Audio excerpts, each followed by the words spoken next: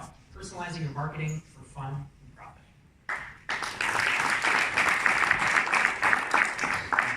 Hi. So, personalizing your marketing for fun and profit. I should start by warning you, I have a warped sense of what's fun. This is when I thought it would be fun to build Lego. This is when I thought it would be fun to be a Spice Girl. And a promiscuous cat. And a tank engine. And this is me having fun as a helicopter. So we'll put a question mark next to fun, but put your hand up if you sell things online or by email. And keep your hand up if you would like it if more people bought. Perfect. So hopefully the next 10 minutes will be profitable, even if they're not at all fun. The challenge we have when we're selling is that it's hard to capture people's attention. We see about 5,000 advertising messages every day. We retain about 4 of them. And what makes people remember something that they see is when it's relevant to what they need, to their pain points, to what they're struggling with right now. Kathy Sierra says, when it comes to your features and your benefits, so when you're describing your product online, one size does not fit all. Try to find ways to connect what you do or have to what each individual finds personally meaningful, right? We need to be making what we're saying relevant to the individual that's reading. And we need to be specific about it. We want to be so specific at the right points that the reader's brains get engaged. What would our product look like in their life? Do they know what I'm trying to say, or are they doing all the work? Are we making our readers connect the dots between the generic way that we are describing our product to try and resonate with everyone that's reading at once? Because if we're making them do that work, they're probably going to think, this probably can't help me, it's probably for someone else, and they're going to bail. Whereas if we can find out what that individual on our site wants, we can talk to them in a way that's going to resonate with that, and they're hopefully going to stick around. So, 3 things I want to answer. Number 1, how can I find out about the person who's on my website? Number 2, how can I personalize the way I speak to them and communicate with them to resonate, so that it's relevant to what they need? And 3, is it worth bothering? So finding out about who's on my website. I'm going to go through a few examples of businesses that are doing this well. It's going to be really simple things. You don't have to do everything at once, but just pick something, right? This is Pat Flynn. He sells things that help people get better in their business. And so he started asking the people on his site, which of these describes your business? Right? I'm just getting started. Don't know if you can see that. I'm just getting started. I'm making less than $500, or I'm making more. Right? He's finding out something about the person on his site, because if he's just throwing out business knowledge that's trying to appeal to all of those categories, all those types of people at once, that's very difficult. People aren't going to resonate with that. So he asked the question. I love these widgets because they're optional for the visitor. You can have it just come up when they're already engaged, when they're halfway through reading an article. You can just ask them a question like this.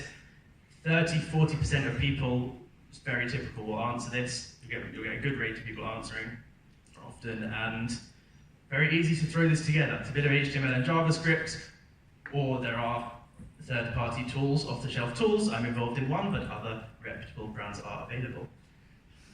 And if you just find out something about your visitors by doing something like this, write it to a cookie. That's all you need to do, right? You now know something about this person that you didn't know before. This is Josh Doody. He is a salary negotiation coach, and he asks the people when they join his email list, what are you most focused on right now? Right? Are you interviewing now? Do you already have a job offer? Because again, if he tries to market what he's doing, if he tries to help these people by churning out the same content to everybody, it's not going to work, right? So he asks this simple question. These are just trigger links in Drip, really simple to do, and he's now found out something about this person that he can use later. If you don't know what you would have as your options, as your answers to a question, then just go free form. Just ask for an answer. like this. Really good place to do it is on the confirmation page, the thank you page after someone opts in for something from you. They're engaged with what you're doing. They clearly think you can help them in some way because they've just opted in. So ask them, like, why have you just joined this course? Why have you just opted in? The response rate won't be as high as when you do multiple choice. You'll get a ton of awesome raw data, and you can literally throw it into a spreadsheet.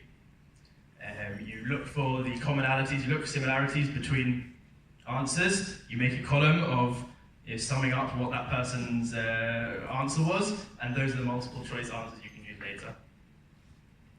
And what you end up with is, for any given person, whether they are anonymous on your website or they're someone who you know and maybe they're in your ESP, you now know something about them, right? What's their pain point? What type of business do they have? You can have several of these. You might just be asking one thing, but one data point is really useful. These are other questions you can ask. These are quite fairly generic, but if you come and find me later, we can riff on what question would be best for you to start asking for your business. But just things like, what are you struggling with right now? Why are you interested in this? How do you solve the problem at the moment? Like, are you using a competitor tool? Are you using spreadsheets? Those kind of things. You're just building up a profile. The same kind of questions that you would ask if you were doing a sales demo, if you were chatting to these people in real life. Just find out something about them. And you can then use that to make your communication more relevant, to personalize to them. Now, I'm going to show 3 ways you can personalize. There are thousands, but it's overwhelming. I'm going to give you 3 ways that work really well. Just pick your one favorite. Okay, so the first one is personalize a headline on your website based on what the person who's on your site has said they needed. There's some gold in the slides I'm skipping, by the way. And this is my favorite headline.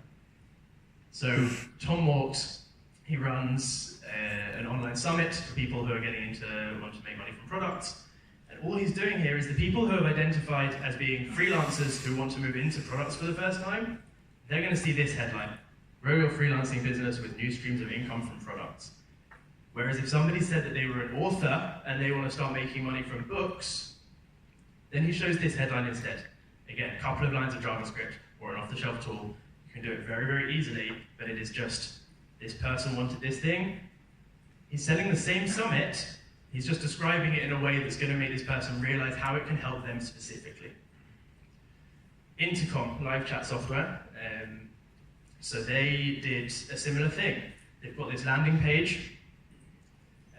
They've got different variations of it. If you have said that you're struggling to find something that works well with WordPress, then it's live chat for your WordPress site. If you've come to their site and you've said that you want something that works well at scale, you get a headline about personal live chat at scale, and so on. It's the same product, it's just being pitched in a way that's more relevant for the person reading, and they found out what the person wants, which one to show the person, just by asking them. Okay? Personalizing, this is your second option. Personalized testimonials based on the industry someone's in. So this is Xero accounting software. If you go to their site and you've identified as a medical practitioner, then you'll see this case study, this little testimonial from someone else with a medical practice. If you're a tech startup, again, same product, same accounting software, it can help both of them, but how much nicer is it? How much more are you going to feel like this is made for you if the testimonial that's being shown is the one that's for someone else like you? So tech startups would see this one instead of the medical one. Your third option is to personalize your calls to action. Now, and do it based on where someone is in your customer lifecycle. So this is a great thing to do, right? Ask someone to opt in for your newsletter. It's a great thing to do unless they're already on your newsletter. Because otherwise, you're essentially doing this. Someone has said, I love your newsletter, I read it the whole time, and you're saying, cool, join my newsletter. There's such a disconnect, it's a bad experience for the user, it's a wasted opportunity for you because you could be promoting something more useful to them that they're more likely to take you up on. So try something like this instead. If an anonymous visitor comes to your site, then give them the same thing that they had before, offer them a free opt-in. But if they come back after that, offer them a free trial, or a webinar, or whatever it is that you would offer that person that they haven't done yet. And if they are already trialing, offer that they can chat with you or convert to the full product or whatever you want to do. And if they're a customer, send them to the learning center. These kind of things, it's, what would you say to this person if you met them in real life, and have your website do the same thing. If you're using something like Drip, again, this is a couple of lines of JavaScript, you hit the API, it will tell you if the person's a subscriber or if they're not. That kind of thing, very easy to do, and it's going to, as I'll show in a minute, it may help. And you can do these things in email as well as on the web. So this is similar to the last slide with the change calls to action. This is a few lines that you can use in Drip. Get in touch with me, I'll send you exactly what to do. But you throw this into your Drip emails or wherever you're sending emails from, and you'll start being able to show a personalized pitch for the most appropriate thing for that person that receives the email whenever you're sending whatever you're sending. So you'll send a newsletter, most of the content will be the same, but you can have a personalized pitch. And this is an example from Brennan Dunn, emailing freelancers, but if you said you're a freelance developer, you'll get different content than if you're a freelance designer. Ashley showed something similar this morning in her talk, where she called out, we can help other developers like you versus other designers and so on. It's going to make people feel like it's going to give them more personal touch. So is it worth it? The intercom example I showed you, I've got conversion stats from most of the examples I showed here, so I'm just going to pick out a few. The intercom one, where they showed WordPress versus you want live chat at scale, tripled conversions. Brendan's one, he's doing it in subject lines, is brand new, but on his website, 252% lift in opt-ins for his course, just by changing a little bit of language in exactly the ways I've showed you. And Tom Walks, so this one, 45% lift. It's not as high as the others. The reason I put it in here is firstly to show that even if you only get to 45% lift, it's not so bad. But also, it took him 5 minutes to do. So, thank you very much.